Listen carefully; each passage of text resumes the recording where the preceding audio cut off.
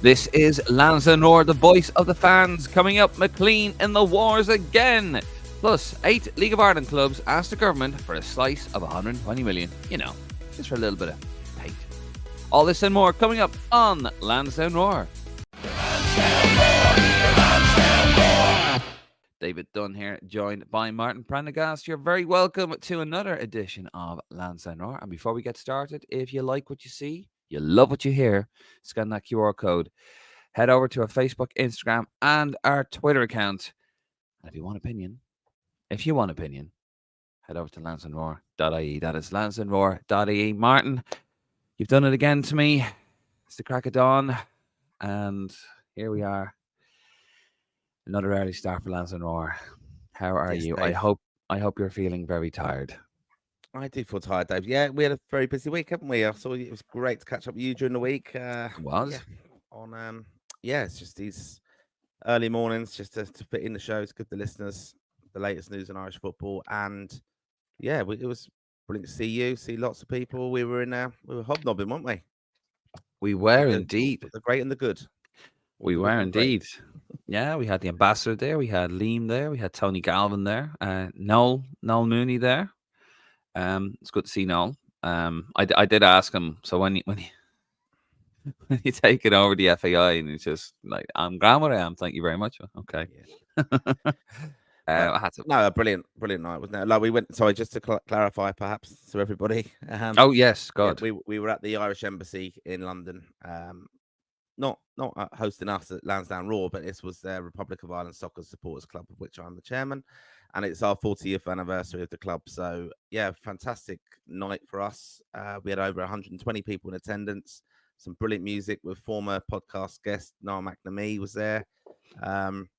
Seen that he fell off the wagon, which is good because he was one of you, Dave. He'd seen the right path in regards to drinking, and last time I seen him, he was on the Guinness Zero, and the other night he wasn't. But yeah, no, we had a brilliant night. And like I said, Liam Brady, our club president, done a fantastic speech, and Tony Galvin, brilliant to see him there as well. And we will put up a clip of Liam's speech because it is good, and he talks about the Ireland team that played up in Hampden. And Jack's strongest. One of the strongest Irish teams I think we'll probably ever have out on the pitch, to be honest.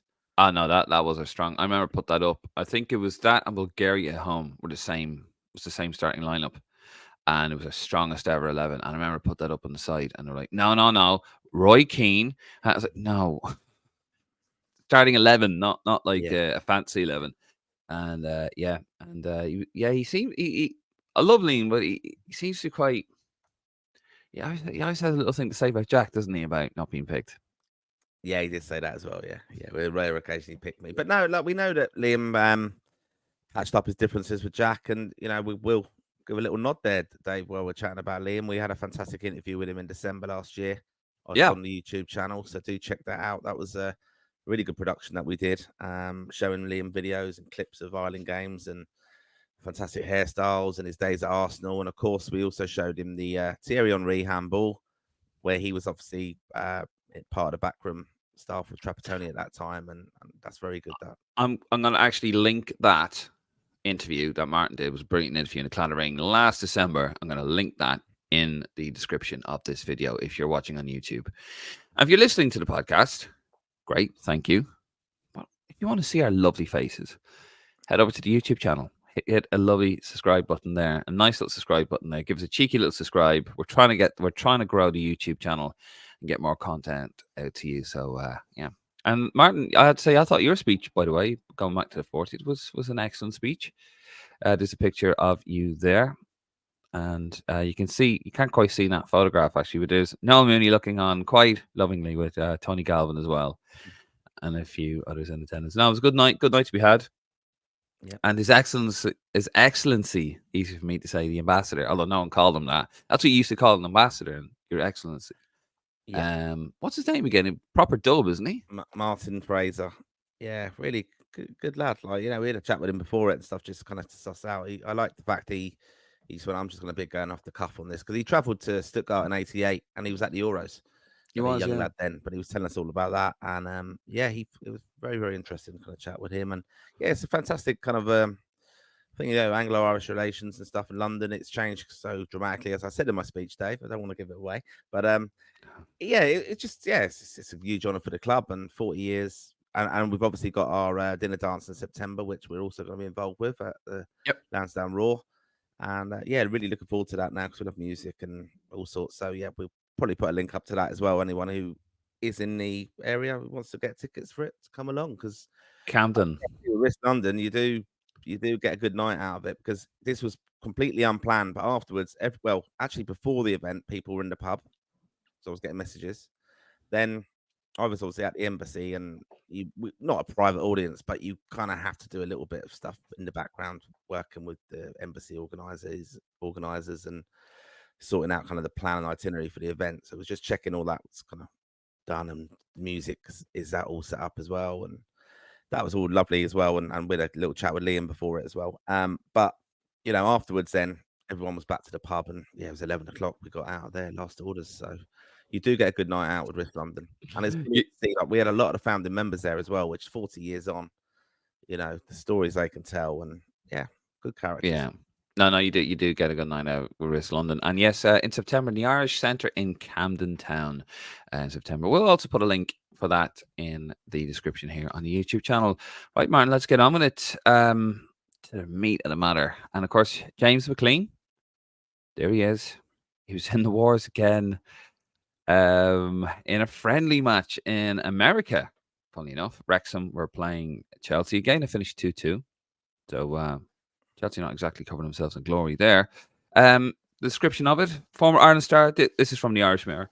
Former Ireland star James McClean had to be separated from Chelsea and England defender Levy Colwill after a fight broke out just 2 minutes into Wednesday's pre-season friendly. It came out of nothing during the Wrexham's challenge game in the US, as Chelsea were maintaining safe possession in their own half. But as Colwill passed the ball to fellow defender Benoit Badashili, I'm probably butchering that, McLean lunged in with a bit of a mistimed tackle and was instantly confronted by the Chelsea star. Colwill aggressively grabbed McLean's shirt by the collar, and the pair began to wrestle, refusing to let go before players and coaches ran to break things up. Neither player received any further punishment for the incident, with the referee keeping his cards in his pocket due to the game being a friendly.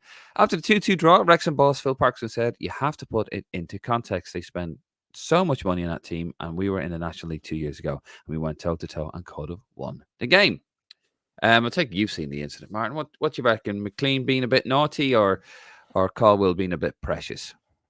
I think it's a weird one, really. It's such a kind of innocuous challenge. Like, he kind of leaves one on him a little bit, but it's more of a just to kind of let you know, I'm not going to let you kind of prance around the pitch and knock the ball around at ease. You're going to be put under pressure by me. And McLean is, a very, very fit, energetic player, and committed, obviously. And he wasn't treating it too much like a friendly, and he was just letting him know he was there, and it's not going to be easy. And he's obviously motivated to challenge a player, probably within a team clearly that are at a higher level.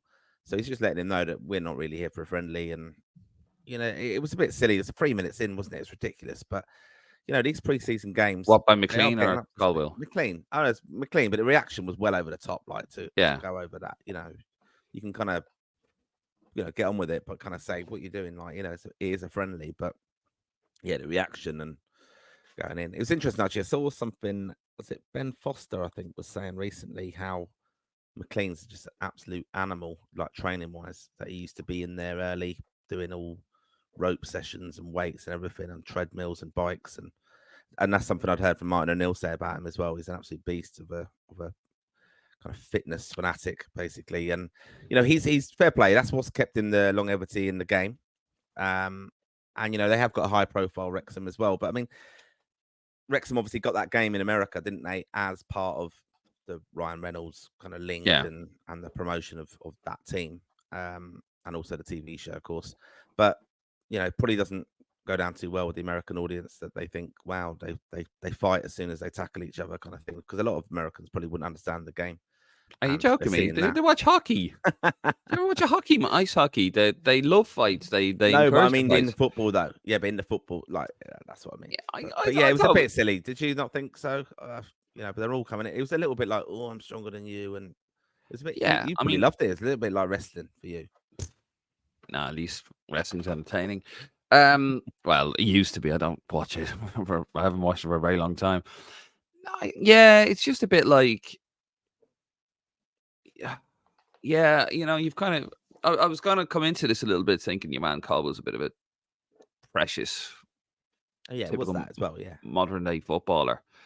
Um, but I think like McLean, yeah, I was a bit silly. Like, what are you doing? Like 3 minutes into it, I don't know. I think it was a bit mistimed, actually. To be fair, looking at it, I don't think he went into doom or anything like that. I think it was No. just mistimed, and Caldwell just like typical modern day footballer, young lad. Oh, you're trying to break my leg. God help these lads if they were playing in the 90s or the 80s. Jesus Christ, they wouldn't last Yeah, I 2 mean, seconds. this young lad, I think was it his debut? I don't know, but I think even he's come through at Chelsea and stuff. He's probably been little bit mollycoddled and not had to work up. It's more competitive in that level, Wrexham, right? The EFL was competitive. There's challenges going in. That's just what happens. Whereas you don't see a lot of those kind of challenges in the Premier League too much because it's very, very quick. And they, when you do leave one in there, you're doing it deliberately. But I think McLean's just making a point that no, you're in a game here. But what's interesting, and we will be accused of bashing McLean, and I don't think we are bashing McLean at all. I really appreciate what he's done for Ireland and stuff. I think for a player when I saw him in 2012, I thought, wow, like he's just so left-footed. He's kind of limited ability, but fair play, got over to 100 caps at Ireland, never let us down. Really like his passion, of course, and everything like that. And he always stood up for Ireland, and he had that fantastic campaign, especially when I think he might have been over our top scorer. But Yeah, so I'm not bashing him, but it's just this kind of thing then generates such like a backlash on social media and things. Like I've seen, people are just saying Colwell, like, oh, what a hero for smashing McLean, or something I would love to do, like Linfield fans and things like he that. grabbed him by Gone nuts. they grabbed him by the scruff. Like, come on, it was Yeah, hardly a battering. Like, and then it's all abuse. There's Jesus. nothing. Like, there were both. There was no winner in that little scrap, was there? There was no punches thrown. It was a bit Tell you what, though, tight, really. God help him if he's in a Caldwell, if he's in a competitive match, or he's in a derby against London, or sorry, against Spurs, a London derby against Spurs or something like that, and the crowd are getting on him. What's he going to do then? Like 3 minutes in, guy, all right, he's left something on him a little bit silly from McLean, but his reaction was just ridiculous. And I think if I was the manager, I'd be like, okay, I know he's young, but I'd be a bit worried about him. Like, what's this guy's temperament like? If he's going to be if he's going to react to something like that, I don't know. I thought it was quite innocuous. I think it was more mistimed, more clumsy, probably than like malicious from McLean. So I don't know. He's I a don't young think. player, isn't he? He's a young player, and what's going to be interesting now is Heimer. I'll call him up for September because they could easily be facing each other. He's been in the England squad before and stuff, so he's a young up and coming player, 21. But we might see it again. I don't think we will. I don't Elheimer think there. Colwell be in it. There he is. Yeah. I mean, no.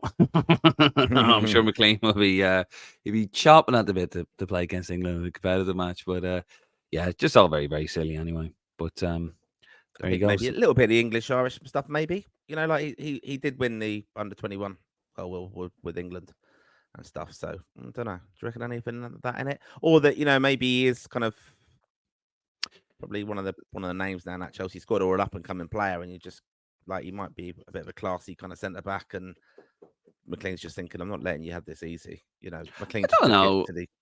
I don't think so. I think like McLean probably has a reputation among something like that. He's a bit of mouth him, like, that's your man, Yeah, the without fella. doubt. Yeah. He's always slagging off England, but yeah, he's earned a living over here. Like, I know he's in Wales now, but and they probably just got, what he's like, and then McLean's left one little bit on him, and the guys just reacted. I think just silliness from McLean, clumsy from McLean, precious from Caldwell. And basically, yeah, and you just had the perfect storm, don't you? I mean, it just summed it up. It was just like, here's the picture again. It's just the two of them holding each other. It's not. It's hardly. What was it? Billy Bremner, was it the guy that? He was actually. Yeah. What was it? And he's actually like swinging at what? He's literally swinging digs.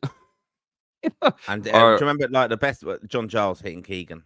yeah, punching Keegan in the in face a charity shield. That in a charity shield. It was so bad he got sent off. You see Mick McCarthy not hitting somebody in I think in a Glasgow derby when he's playing for Celtic. Sticking one on the chin. It's just stuff like that. Like these young lads, and yeah, it kind of does my head. I remember Antonio Valencia, and I'm not picking on United here, but I remember he got he got a black eye or something like that, and he's straight onto Instagram. This is what I do for my team. Like, give over, will you? Give over. I mean, look, like, kind of perception of hard men fighting and throwing punches very rarely. Duncan Ferguson. Yeah, fair enough. Mad bastard. It doesn't happen now, though. Yeah, but it doesn't happen now, does it? It's just no. Sadly, really. Dion Dublin, Robbie Savage. That was pretty good. That was hilarious. That was the head. Savage, like I've never seen Dion Dublin do anything like that, and Robbie Savage winding him up, and all of a sudden you go bang. That was the Birmingham derby, wasn't it? When he was playing for Villa, Dublin, and then he's like, he was dragged off the pitch. He's like, he wound me up. He done me, or something like that. He's like, job done for Robbie Savage. Although to be fair, he should have probably actually been given a bonus for headbutting Robbie Savage. But anyway, I don't think you have though. Like not like. I'm just in my head's like rambling with things. But we don't have, like, Ireland certainly don't have like a nasty bastard anymore in midfield or anything who's diggy or anything like that. Like Roy would hold his own. I actually saw a clip of Brian Kerr talking about Roy Keane when he was back against the Swiss, and that Roy Keane in the pre-match meeting said, "Don't worry about their midfielder. I'll sort him out." Not that he was going to do him or anything, but just don't worry about that. I'm better than him. We'll sort him. But like, do you remember like the likes of players like Dennis Wise used to be just niggly, like Robbie Savage was as well, just get in the heads. And he got Nicky Butt sent off once by both on the floor, and he pinched his leg, and then Nicky Butt reacted and threw a punch, and the ref hasn't seen the pinch, but you don't really have that anymore. The dark arts. Yeah, you don't. I suppose you kind of heard about it in Europe a little bit more, didn't you? Even the armpit hair pulling and standing on the toes and all that crap. Jesus, yeah. I mean, you don't. Spitting's the one. Christ, yeah. I remember the Uff did it, didn't he? He did it to the Celtic fans when he was playing for Liverpool. Then he did it to, was it the Zooey? Was it he was the Portsmouth captain? He spat at him. That's it, yeah. Oh, it's disgusting. Like, players, I don't know how players say, don't they? They say, I'd rather be punched than be spat at. Yeah, I mean, the biggest one. It's both assault. They're both assault. Picture of Daily Mount Park there for those of you listening, and those steps and the Fisbury Shopping Centre in the background. God, absolute crime on architecture there. And this is to do with 8 League of Ireland clubs asking the government for 120 million euros. This is from the Irish Mirror. 8 League of Ireland clubs have lodged applications with the Department of Sport for a slice of 120 million euro bonus under the government's bonanza under the government's large-scale sport infrastructure funding scheme. The clubs that are looking to approve facilities in the latest round of the programme are Bohemians, Drogheda, Galway United, Shelbourne, Sligo Rovers, Treaty United, and Wexford. Meanwhile, Shamrock Rovers, they are looking for a few quid, but they're just looking to fund some floodlight upgrade works at Tallaght Stadium. That's through the South Dublin County Council. The FAI have also confirmed that a joint funding application with the IRFU has been made to the Department of Sport through the Fund for Sustainable Renewable Energy Upgrade Work at the Aviva Stadium. Applications for the LSSIF, which I probably should have said that actually at the beginning of this, closed at the start of July, and the 8 clubs have lodged applications for a total of 86.2 million euros in funding for support projects, costing a total of around 140 million euros. Your mate, David Carell, the interim FAI Chief Executive Officer, Irish football has lodged our biggest ask yet under the scheme, and we thank the clubs and venue host for supporting our vision for the future of facilities across Irish football. We're extremely grateful to the government for creating these opportunities of funding streams, which demonstrates their ambitious visions for sport and football nationally. As the largest participation sport in the country, we look forward to the government support for these 9 projects, which will grow the game in Ireland and make a lasting contribution to so many clubs and communities. We're excited to see a real kickstart of our facilities vision ambitions. when the final outcome is announced in the autumn. So, Martin, good news there, hopefully, for Irish football. Going to get a little bit of dough, a bit of paint. Yeah, well, no, it's welcome. You know, we need money to grow the game. We need money to improve infrastructure, to give the fans as well safe environments that they can follow their teams. And yeah, welcome that. You know, it's important. I know as well, speaking from like London and kind of being a little bit involved in Enfield Town, non-league club, fan owned. I kind of that's why I kind of do take a bit of League of Ireland notice. God, I phrased that wrong, didn't I? But I do take notice of the League of Ireland. I mean, you know, because I know the fan culture is so important in making these football clubs sustainable in Ireland. So, um, you know, the FA over here in London, they do a lot of grant schemes to kind of improve stadiums. Even one of the things I've been encouraging Enfield Town to apply for, you know, the storage containers.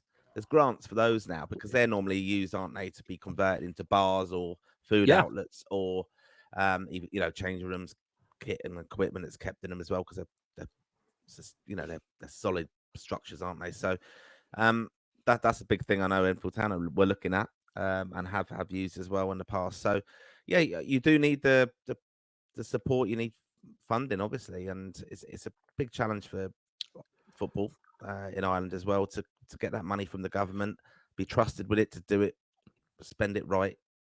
And yeah, it'd be good to see. I mean, look, the photo there, it saddens me seeing that. You know, I know that's probably quite an old No, photo or no, whatever, it's but not. it's no, It's it's not. not. Okay, but it's like, well, we know that that stadium's in a bad state, but you know, I'm really saddened as I'm off on holiday soon to back to Ireland.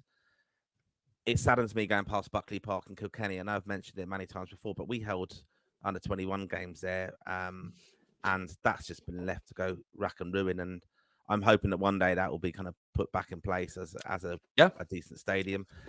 You know how it was let happen. I don't know the full history. I will actually try and find that out when I'm over there, and I'll chat to a few people. But you know, you do need funding, and that's going to help grow the game. So it's very I, important. I think it's very exciting actually because, and I don't know if they had to do it this way, but I'm glad that they haven't. They bypassed the FAI.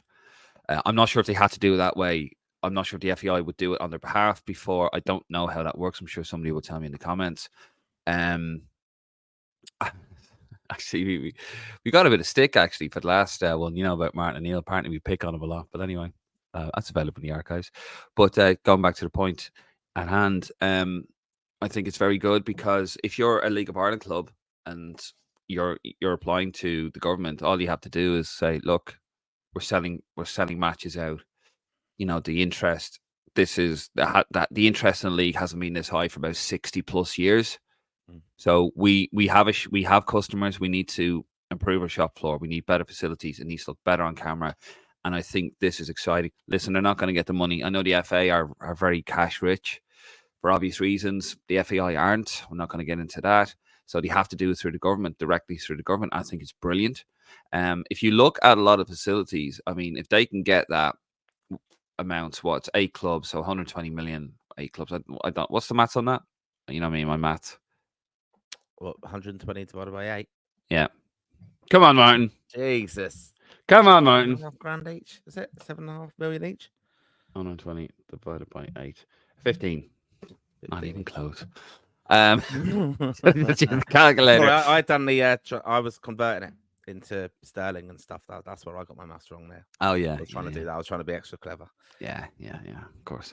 So anyway, so like if you're looking there, right? I don't know. Let's say about 10 to 15 million quid each. That you know, you look at just a lot of rudimentary issues with these grounds. I'm not putting the boot into to the League of Ireland clubs, by the way. Their facilities are their facilities, but that would be massive. Like you're talking about a couple of maybe a brand new stand, maybe you know that could make a massive difference to those clubs, and I think it's brilliant. And then it's one of those that if you actually get that money invested and you do something really special with it, the government will go, oh, okay. Because they're quite generous, the Irish government, with these things. I think if they see you use that money wisely, like any government, well, you hope with most governments anyway, and they'll say, you know what, you're doing quite well with that, actually. Yeah, okay. So there's more money available because people, you know, if we have a fully functioning League of Ireland and that's doing well, it's only going to benefit the country. It's Oh, only going without to doubt, benefit like the country. yeah, it's only going to it's going to kick it down and help us. Like we're going to develop players that people won't have to leave.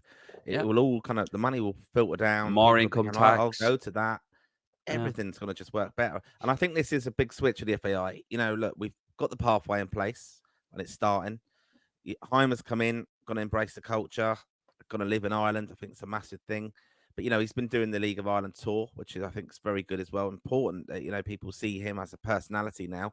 He will be the main person, especially coming in September. I mean, his world's going to change completely in a way, right? Because once he's the high profile leader of the Irish football team, great point there, Dave. You put that up for the image just for the audio listeners. We put up, they're still promoting the England, Greece, and Finland games. The tickets available for that, but now they've got Heimer as part of the poster because he will be a little bit of the figurehead of the association. People who just drip in and will say, "Oh, Ireland are playing. Oh, who's that guy?" They're going to know him now. Yeah. Like Trapp, and we embraced Trapp. We loved him, and okay, he had a probably higher profile, and you had to kind of look back and say, "Oh, wow, yeah, he does have credentials." This guy, I think, will do very well. And I like the fact he's done the kind of the PR job. And I've said this about, the profile of the association has to improve. Doing it with the League of Ireland is getting them on board with it. So they're going to hopefully be supportive now. And, then we'll see first squad being announced, England high profile game. Obviously, they're pushing the ticket sales. Not to go off on a tangent about ticket sales, but, there was a email very early this morning from the FAI saying, some categories are sold out. A lot of people already been WhatsApping me going, I don't think that's true, just in ticketing kind of circles with the Confederation supporters clubs. That's a bit of a lie, isn't it? Because you can look on Ticketmaster and there's loads available. But I think certain categories, the lowest ones, the cheaper ones, they probably are near enough sold out now. But it'll be a push now, and they're putting Heimer on the posters. So I'd expect you'll see a little bit more interviews in the next week or so with prominent Irish players saying they're looking forward to that England game because they'll have to start doing a bit of a ticket promotion on this to Yeah. get lots of tickets gone. Well, I mean, as always, we're here to support Irish football as well. We're here to critique it. Of course, we are, and we do, and we're also here to support. So I'm going to put a link for those tickets in the description of this video as well. So if you're looking to get tickets, we do play England on the 7th of September. We play Greece at home as well in that window on the 10th of September. And then November, we play Finland. That's on the 14th of November. And I'm going to put the details, a link for those tickets in the description of this video. Martin, we're going to leave it there. Thank you very much. And thank you very much for listening at home. And before we go, as always, scan the QR code if you're watching us on YouTube. If you're not watching us on YouTube, hit it. Watch us on YouTube. Hit the subscribe button. Also, you can check us out on Facebook, Instagram, Twitter.